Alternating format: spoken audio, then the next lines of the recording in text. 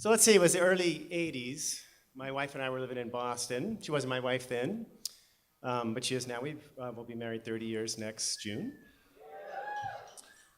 And we used to go to this music festival in central Massachusetts in the summer, in this crappy little ski area called Mount Watatic. And it was a crappy little ski area, but it was a fine festival. I definitely remember seeing Doc Watson there for the first time, and we saw Taj Mahal there and these great bands. And then, of course, Arlo Guthrie was the headliner. Arlo, of course, comes from folk music royalty, but especially in western Massachusetts. Alice's Restaurant is Stockbridge, Massachusetts, isn't that far away. So he was the headliner every year. And so we saw good bands there, that was the point. But it was a crappy little area in the middle of nowhere. So we drive in our tiny little Toyota station wagon and down this long dirt road, and they put us off into this big grassy field in the middle of nowhere. That's, I guess, is the parking lot. And we get out and we get all our festival stuff to go into the festival. So we got our blanket, check, and we got our bucket of water, check, and we got a bucket of beer, check, and we got our Frisbee and our juggling balls and our vegetarian organic snack foods and all this stuff. And we collect all our stuff, and and then we have the LSD, check. And we're getting all ready to go, and Patty looks at me and she goes, the responsible thing to do would be to take the LSD now. Because, when you get to the gate and before they let you onto the grounds, they might check your bags and stuff, and, who knows what could happen. So let's take it now and get that out of the way. We won't have that problem. So we take the LSD, we get out onto the road that goes into the area, and it's like this stream. It's like a salmon stream of hippies, all walking down to the gate, and we get in, and everyone's in a good mood, and we got our bags and our stuff, and we're going along, and we get about halfway there, and I look at Patty and I go, "Oh, I don't have the tickets." And no, she looks at me and so. We go back to the crappy little Toyota station wagon, and we're going upstream now against the flow of the hippie salmon coming down, and working our way upstream. We get back to the car, and we go in the glove box and the seat under the seats and tear the place apart, and we can't find the tickets.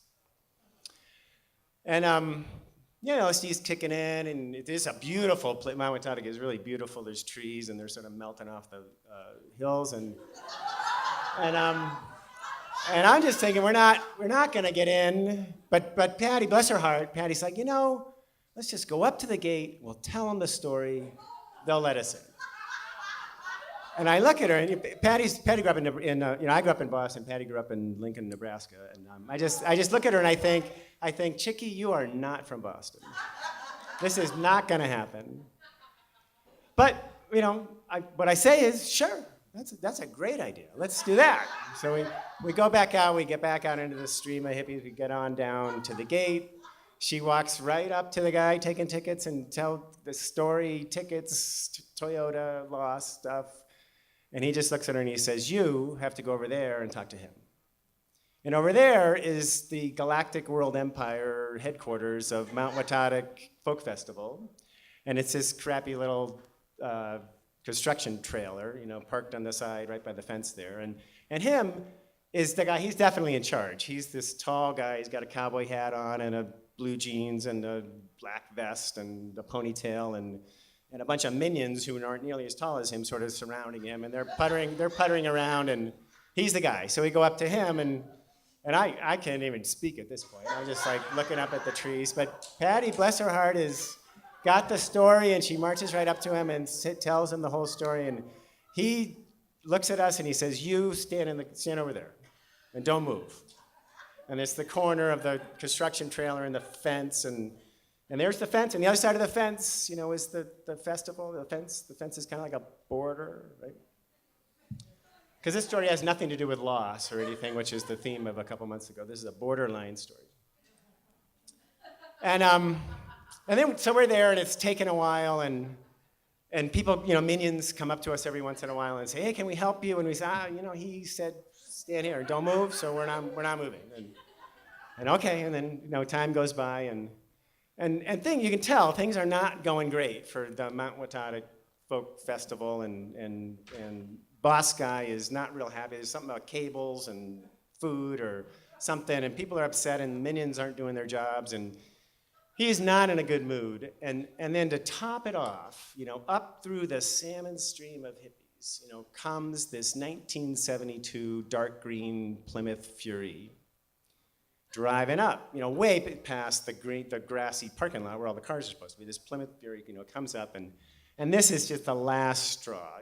Boss guy is gonna take out, and like things are not working, and he is gonna make this right. And he goes stomping down the hill, right up to the driver's side, and he's about to tell the Plymouth Fury where to go. And right as he's about to go, this murmur comes up from the minions, and it's Arlo, it's Arlo, Arlo, it's Arlo, it's Arlo.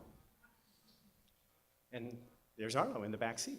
And Arlo had seen the guy coming down, and Arlo's just got his head down. And so here's Boss Guy about to take it out, and what he does is let the green Plymouth Fury in through the gate onto the stand, and it goes on to the field and goes on off. He walks back up the hill, he pulls out 2 wristbands, hands them to us, says, "Take these, go in there, don't tell anyone where you got this." And that's how Arlo got us into the 1983 Mount Platonic Folk Festival, and we had a great time.